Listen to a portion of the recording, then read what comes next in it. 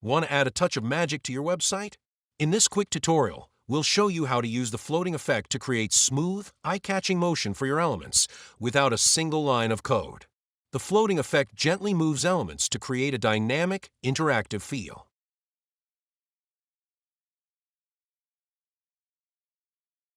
First, open the page or section of your website where you want to apply the floating effect. This could be a hero image, a call to action button, or any visual element you want to make stand out. Click on the element you'd like to animate.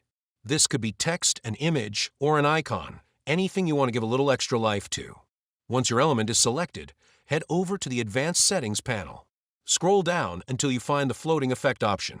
Please switch it on. After enabling the floating effect, look for the Translate subpanel, usually right below the main toggle. Click it to open the customization dashboard. First, adjust the X-axis slider to control horizontal drift. Next, tweak the Y-axis slider for vertical movement. Finally, use the duration control to set the speed of the motion. Always preview your changes live. And fine-tune X, Y, and duration values until the movement feels natural and engaging.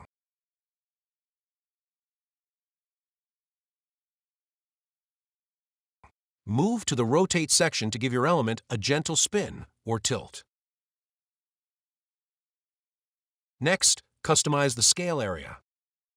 When you've completed all your customizations, click the Save button. Then preview your page to see the final effect in action. And there you have it, a beautifully animated floating element that combines translation, rotation, and scaling to capture attention instantly. Keep experimenting until the motion feels perfectly balanced with your design.